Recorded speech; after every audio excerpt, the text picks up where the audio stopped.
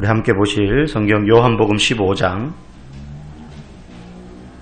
1절부터 7절 말씀입니다. 요한복음 15장 1절부터 우리 7절까지 교독하시고 7절은 같이 읽겠습니다. 나는 참 포도나무요 내 아버지는 농부라.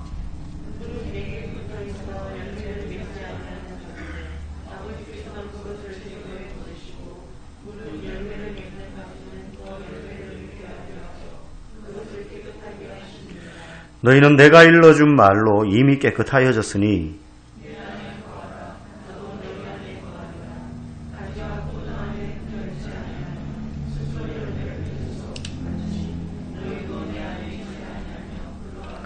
나는 포도나무요 너희는 가지라. 그가 내 안에 내가 그 안에 거하면 사람이 열매를 많이 맺나니 나를 떠나서는 너희가 아무것도 할 수 없음이라.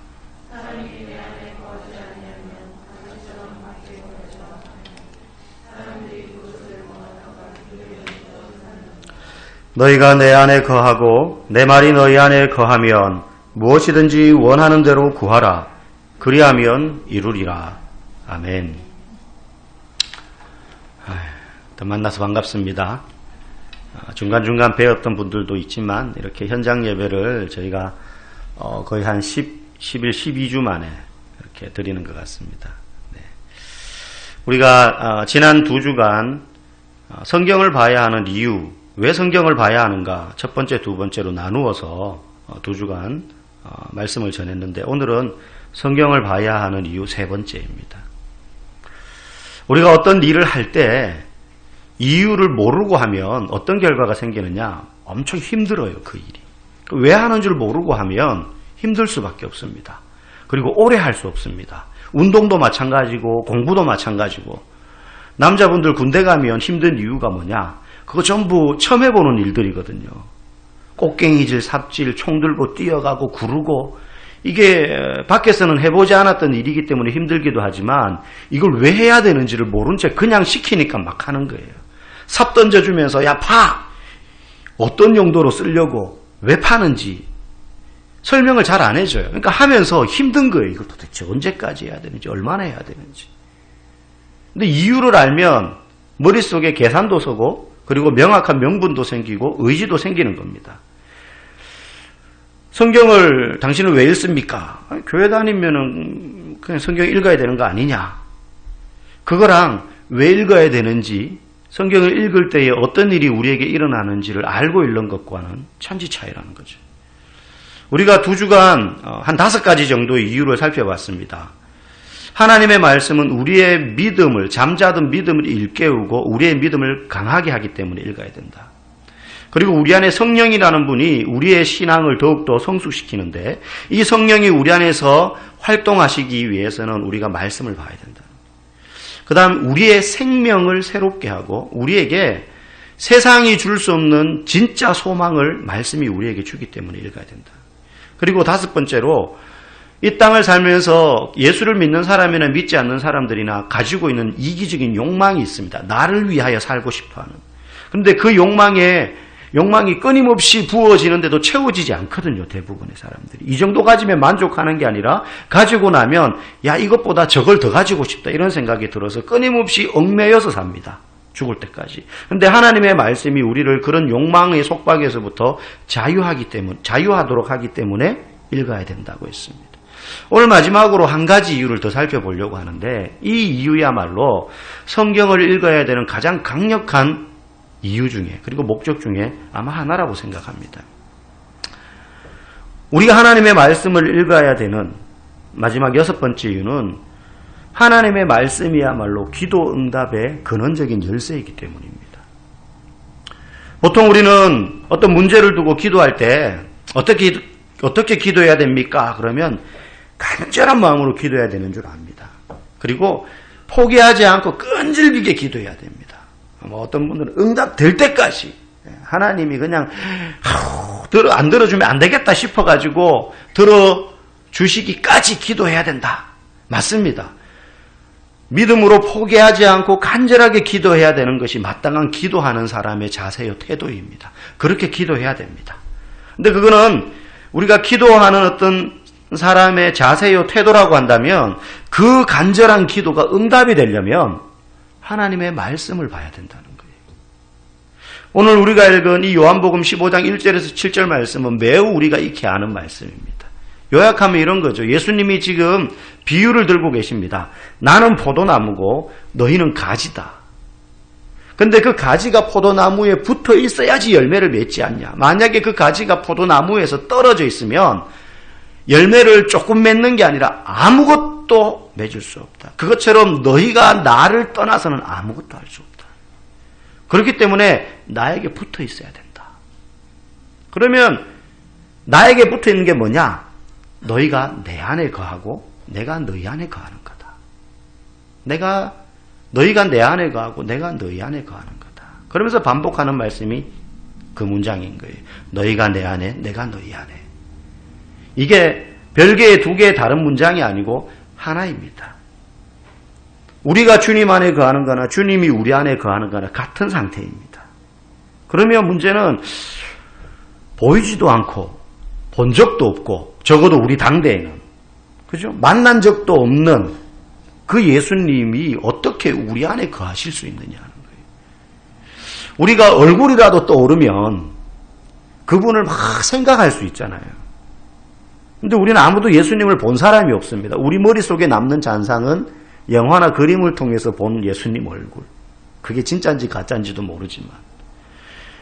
분명한 건 그렇게 예수님의 얼굴을 떠올리고 많이 생각하는 게 예수님이 우리 안에 거하시는 것일 리는 없다는 거죠. 예수님이 우리 안에 거하시는 건지 뭔지 알면 오늘 이 말씀의 내용처럼 말씀이 기도의 응답이 되는구나 하는 사실을 알게 되고 그러면 우리는 말씀을 봐야 된다는 동기부여를 받게 되는 겁니다. 예수님이 우리 안에 거하신다는 게 무슨 뜻이냐? 오늘 7절 말씀 우리 한번 같이 읽어보겠습니다. 다시 시작. 너희가 내 안에 거하고 내 말이 너희 안에 거하면 무엇이든지 원하는 대로 구하라. 그리하면 이루리라. 예수님이 우리 안에 거하신다는 건 예수님을 많이 그 그림을 생각한다든지 예수님을 상상하는 게 아니고 예수님의 말씀이 우리 안에 머무는 것입니다. 내 말이 너희 안에 거하면 예수님의 아마 이 말씀을 듣던 당대의 제자들은 육성으로 들려지는 예수님의 말씀으로 들었을 겁니다. 그죠? 근데 우리는 육성으로 예수님의 말씀을 들을 수 없습니다, 지금. 우리에게는 뭐가 있어요? 완전한 언약이신 이 성경 말씀이 있습니다.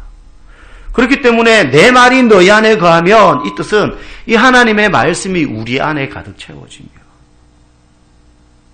그저 단순히 알고 암송하는 정도 그 행위가 너무너무 중요한데 이게 우리 안에서 자리 잡는다는 거죠. 성경 말씀을 많은 사람들이 가볍게 여기진 않습니다. 교회 다니지 않는 분들도 많은 학자들이나 또 작가들이나 성경을 연구하고 관심 있어 하는 사람들은 굉장히 훌륭하고 좋은 고전으로 여깁니다. 연구할 가치가 있는 고대의 책이죠. 그리고 원어를 공부하곤 합니다. 그 정도의 책이 아니라 이 말씀이 기도가 응답되고 우리의 삶에 너무너무 중요한 우선순위에 자리매김해야 된다는 겁니다. 여러분, 교회를 다니는 것과 예수를 믿는 것이 같습니까? 다릅니까? 같은 지점도 있고 다를 수도 있습니다. 그죠? 예수를 온전히 믿는 사람은 당연히 교회를 다닙니다. 그런데 교회를 다니면서도 예수를 믿지 않을 수도 있습니다. 네. 심지어 열심히 교회를 다니는데도 예수를 안 믿을 수도 있습니다. 네. 그럴 경우가 흔한 건 아니나 없는 건 아닙니다. 그런데 의외로 오늘 많은 분들이 그와 같은 상태에 머물러 있는 성도들이 교회 안에 굉장히 많다는 것을 많은 설문조사를 통해서 알 수 있습니다. 교회는 다니는데 예수를 믿지 않는 게 그러면 도대체 어떤 상태냐? 그건 마치 이런 것과 같습니다. 우리 집에 내가 주인이니까 우리 집이니까 나는 마음대로 아무 방이나 돌아다닙니다. 그죠? 안방에 가서 침대에 누웠다가 화장실 가서 사용했다가 냉장고도 열어봤다가 베란다에 가가지고 뭐도 이렇게 해봤다가 비밀번호 누르고 내 마음대로 들어왔다 나왔다 할 수 있는 거예요. 우리 집이니까, 내 집이니까, 내가 주인이니까. 그런데 우리 집에 만약에 어떤 손님이 왔어요. 그러면 그 손님이 저처럼 아무 때나 들어오고 나가고 비밀번호 누르고 들어와가지고 안방에 들어가서 침대에 누워 자고 화장실 가고 냉장고 꺼내가지고 음식에서 막 먹고 그럴 수 없죠. 손님이니까 오면 주인 눈치를 보고 뭐 하나 하려고 해도 화장실 어디냐 물어보고 갔다 와도 되냐? 좀 한숨 자고 싶은데 소파에서 좀 쉴 수 있겠냐? 허락을 받고 물어봅니다. 교회는 다니는데 예수님을 믿지 않는 건 우리의 마음의 집에 여러 공간이 있는데 예수님을 손님처럼 앉혀두고 있는 거예요. 그래서 내가 예수님의 말씀을 듣고 예수님 말씀대로 행동하는 게 아니고 예수님을 내 집에 손님처럼 앉혀두고는 내가 주인 행사하면서 마음대로 우리 집을 움직이는 거죠. 사용하는 거예요. 내 인생을 내가 주도적으로 쓰는 거지 예수님은 그냥 좋은 손님, 가까이 두고픈 훌륭하신 분, 그래서 내 마음 한켠에 두고는 필요할 때만 손을 내미는 겁니다. 그런데 평소에는 예수님을 손님 취급하고 있는 거죠. 내 마음에 아주 구석탱이 좋은 방에 딱 모셔두고는. 교회는 열심히 다닙니다. 이분을 내어 쫓는 건 아닙니다. 예수님이 내 안에 안 들어오도록 하시는 분들은 교회를 다니지 않는 상태고요. 예수님이 들어오긴 하셨는데 허락하지 않는 거예요. 이 방의 주인이 되는 거를. 내가 여전히 내 삶의 결정권과 주도권을 가지고 사는 겁니다. 그런데 예수님을 온전히 믿는다 하는 사람은 예수님을 내 마음의 집의 주인으로 완전히 인정해서 내 삶의 흥망성쇠, 우리 보통 이렇게 사극 같은 데 보면 생사여탈권, 그죠? 장군이 아니면 왕이 나를 죽이고 살리는 권리를 가지고 있는 거잖아요. 남자분들 군대 가면 그렇잖아요. 상급자가 소대장이든 중대장이든 평상시에는 그럴 상황이 없지만 전쟁이 터지거나 해가지고 싸우러 나가면 돌격 앞으로 했는데 무서워서 저는 안 갈 거예요. 그러면 뒤에서 총 겨누고 나가! 싸워! 이럴 수 있어요. 그런데 말 안 들으면 쏠 수도 있는 권리가 있습니다. 생사여탈권을 그 사람이 가지고 있는 건데 예수를 믿는다는 건 내 삶의 모든 주도권을 그분께 이양한다는 겁니다. 내 집이지만 이제 내 집이 아닙니다. 집은 그대로일지 모르지만 이 집의 주인은 당신입니다. 그래서 예수님이 내 마음의 주인이 되어서 다 사용하시는 거예요. 그걸 인정한다는 겁니다. 예수님을 믿는다는 거. 그래서 그분의 말씀과 가르침, 이제 예수님의 집이니까 예수님의 말씀에 의한 규칙이 있단 말이에요. 그 집 생활하는 데는. 집집마다 그 집에 가풍과 가훈이 있잖아요. 우리 집에서 생활하고 우리 집에서 가지고 있던 삶의 방식대로 남의 집에 가서 그대로 살 수 없는 겁니다. 어떤 집은 가면은 좀 지저분하게 살아도 되지만 어떤 집은 가면 과자 하나라도 흘리면 안 돼요. 어떤 집은 화장실이 물이 튀기면 안 되는 건식 화장실인데 어떤 집은 그냥 그런 거 없이 막 물 청소하고 사용한단 말입니다.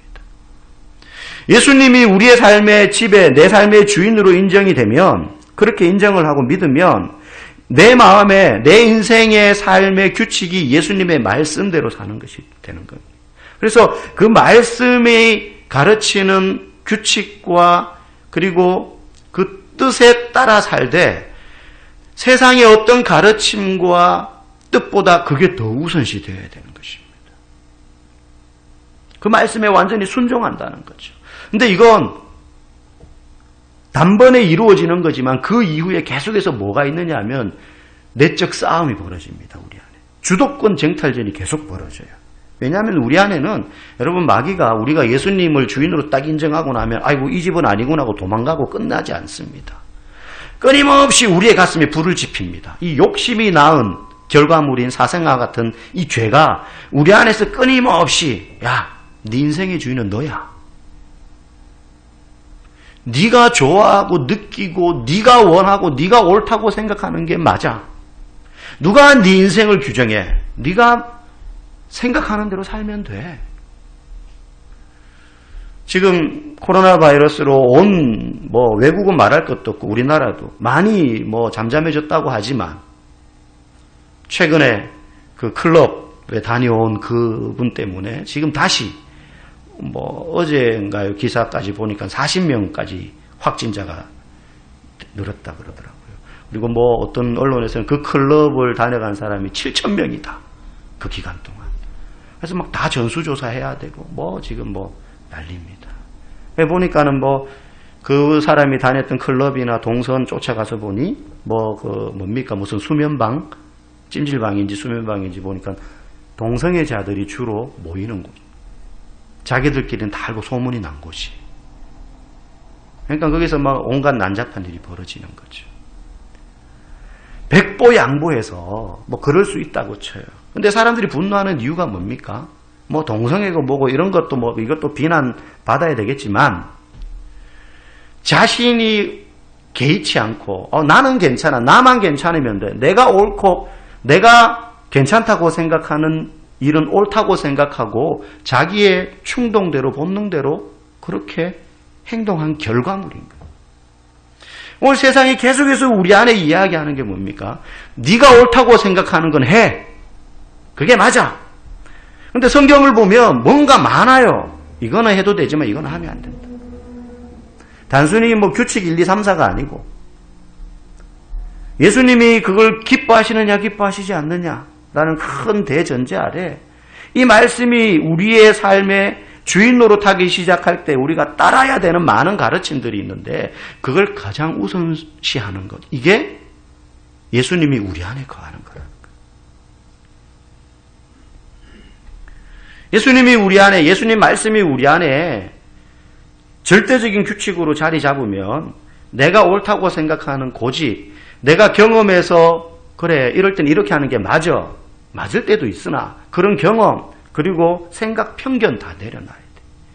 예를 들면 우리가 어떤 특정한 지방이나 아니면 특정한 계층의 사람에게 가지고 있는 편견이라는 게 우리에게는 있습니다. 그렇죠? 서울 사람들 다 깍쟁이야. 어디 사람들은 생활력은 억척 같은데 가까이 하긴 그래. 어디 사람들은 어때? 게을러. 여러분 내가 만난 사람이 그런 거지 그 사람이 그렇다 그래가지고 다 그쪽 사람들이 다 그런 거 아니잖아요. 남자는 다 이래 여자는 다 그래. 내가 만난 남자 여자가 그런 거지 남자가 다 그렇고 여자가 그런 거 아니잖아요. 그죠?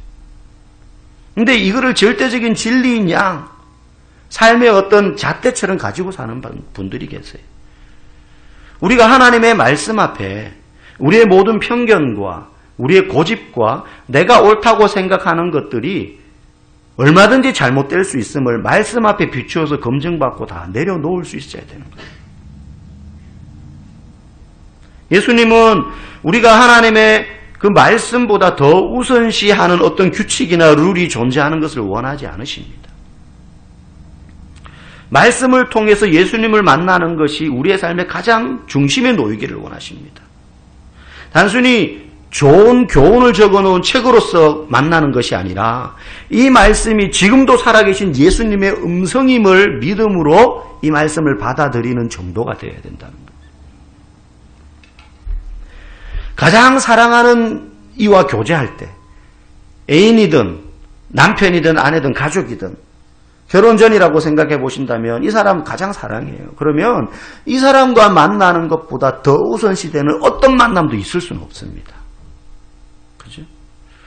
너를 제일 사랑해. 말해서 못해. 당연히 네가 내게는 제일 사랑하는 사람이지. 그래놓고 딴 사람 만나는 걸 먼저 막 중요시 여긴다면 이 사랑한다는 말은 가짜죠. 입에 발린 소리인 겁니다. 내 말이 너희 안에 거하면 무엇이든지 원하는 대로 구하라. 그리하면 이루리라. 내 말이 너희 안에 거하면. 예수님의 말이 우리 안에 거한다라는 것. 그게 기도 응답의 전제 조건인데 예수님의 말이 우리 안에 거하기 시작하면 기도가 달라지기 시작합니다. 단순히 무엇이든지 원하는 대로 구하라 할 때에 네가 원하는 건 무조건 다 이루어 줄 게가 아니에요. 왜? 예수님의 말씀이 내 안에 거하면 그때부터 우리 안에 일어나는 변화가 나의 욕망을 향한 그 갈망의 크기보다 예수님이 무엇을 원하는지에 대한 갈망의 크기가 더 커지기 때문입니다. 그래서 말씀이 우리 안에 거하면 예수님이 사랑하시는 것을 나도 사랑하게 되고 예수님의 뜻을 구하기 시작해요. 여러분, 누군가를 열렬히 사랑하면 그 사람이 좋아하는 걸 나도 어느 정도 좋아하게 되는 경향이 있습니다. 그죠? 잘 못 먹는 음식, 평소 같으면 내가 돈 주고 사 먹을 음식이 절대 아닌데 이 사람이 그걸 좋아해요. 그러면 그런 식당에 가는 거예요. 평소 같으면 거들떠도 안 보는 음식인데 먹어보는 거죠. 먹는다 그래가지고 그걸 막 엄청 좋아하게 되는 건 아닐지라도 처음부터. 그래서 아마 결혼하고 나서 어머니 입맛에서 아내의 입맛으로 바뀐 분들이 많이 계실 겁니다. 네, 바뀌는 거예요. 그것 때문에 막 투닥거리는 경우도 있겠지만. 나는 관심 없는데 그 사람이 관심 있어 하고 좋아하는 분야에 나도 관심이 가요. 저는 뭐 꽃이나 물고기 키우고 막 이렇게 그런 걸 별로 싫어하는 건 아니나 크게 관심은 없어요.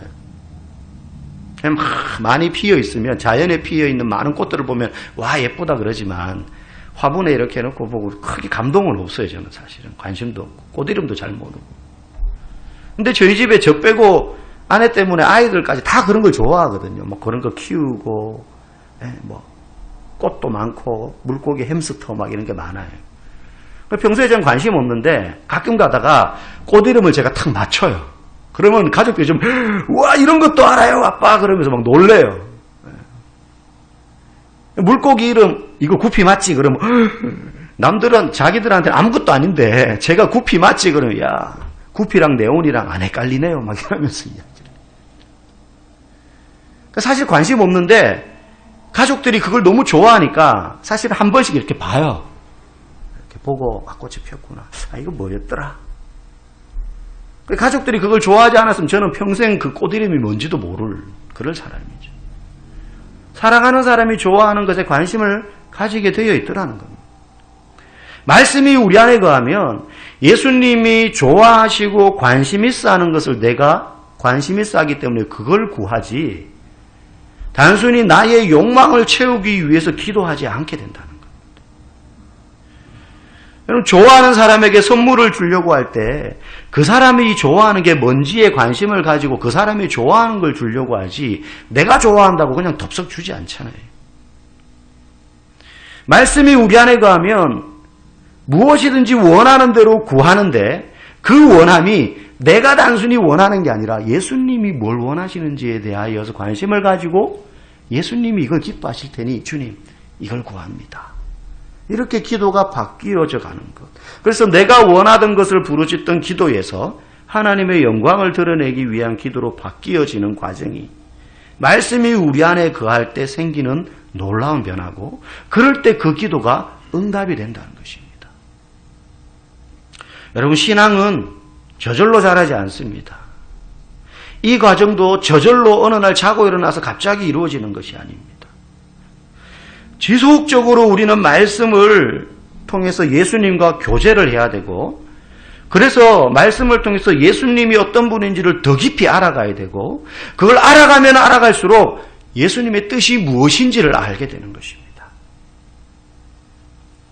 그거 모르고 그냥 내가 원하는 것을 구하면 간절히 똑같이 기도하는데 어떤 기도는 응답이 되고 어떤 기도는 응답이 되지 않는 거예요.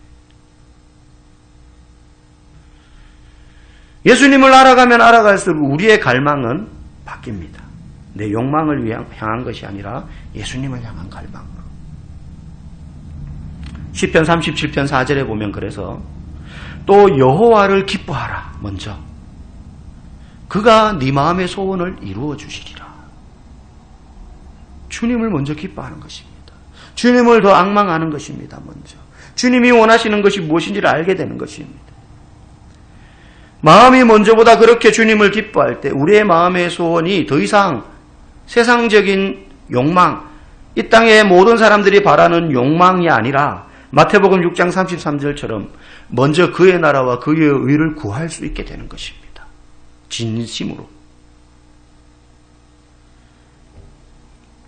요한일서 5장 14절에 그를 향하여 우리가 가진 바 담대함이 이것이니 그의 뜻대로 무엇을 구하면 들으시니라. 그의 뜻대로 그의 뜻이 무엇인지 알고 구할 때에 들으시는 것입니다.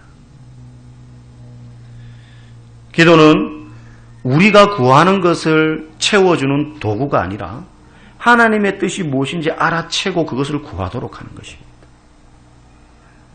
주님은 우리에게 가장 필요한 것, 지금 이 상황에서 너에게 진짜 필요한 건 네 인생의 지금 이 순간만이 아니라 이거야. 이 과정을 통해서 때로는요, 깨어져 가지고 코피를 쏟고 이빨이 깨지고 무릎이 깨어져서 피가 나는 게 필요해. 그런데 그 과정을 넘어서서 너는 이걸 받게 될 거야. 이걸 알고 경험하게 될 거야 라는 것을 주님은 알고 그걸 우리에게 예비하고 계십니다. 우리가 기도할 때 그래서 주님 지금 내게 이런 문제가 있는데 주님이 내게 이 과정을 이 사건 이 어려움을 통해서 나에게 원하시는 것이 무엇입니까? 그걸 어떻게 알 수 있어요? 말씀을 통해서 알 수 있어요. 이게 어느 날 그런 생각이 들었다 그래가지고 안 읽던 말씀 펼쳐가지고 눈에 들어오는 것 통해가지고 알 수 있는 게 아닙니다. 매일 이 말씀을 통해서 지속적으로 주님과 교제하는 과정이 있어야 되는 거예요. 저절로 신앙은 자라지 않기 때문입니다. 그럴 때에 내가 원하는 것이 성취되는 것을 통해서 얻는 기쁨과는 비교할 수 없는 신앙의 만족과 기쁨이 우리 안에 생기는 것입니다. 말씀을 맺겠습니다. 정말로 능력 있는 기도의 열쇠는 바로 하나님의 말씀에 있습니다. 말씀에 있습니다. 그래서 그런 열매 맺는 삶, 너희가 나를 떠나서는 어느 정도 할 수 있다가 아니라 아무것도 할 수 없다 그랬습니다. 풍성한 열매를 맺는 길은 말씀이 우리 안에 거하는 것밖에 없습니다. 여러분, 말씀을 읽는 것, 때로는 암송하는 것, 때로는 쓰는 것, 그런 행위들 넘어서서 그런 행위들을 바탕으로 해서 이 말씀대로 내가 살아내는 과정, 순조롭지 않습니다. 깎이고 내 안에서 끊임없이 속삭이는 네가 주인이 되어야 돼, 네가 생각하는 대로 행동하라고 하는 그 부딪힘 속에서 깨어지고 피 흘리고 깎여지는 과정들이 있겠지만 그를 통해서 우리가 빚어져서 그 말씀대로 살아내므로 말씀이 채워짐으로 주님의 뜻대로 구하는 모든 것들이 응답되는 것들을 경험하시는 우리 모두가 되기를 주님의 이름으로 간절히 축복합니다. 함께 우리 말씀 생각하며 찬양하겠습니다. 달고 오묘한 그 말씀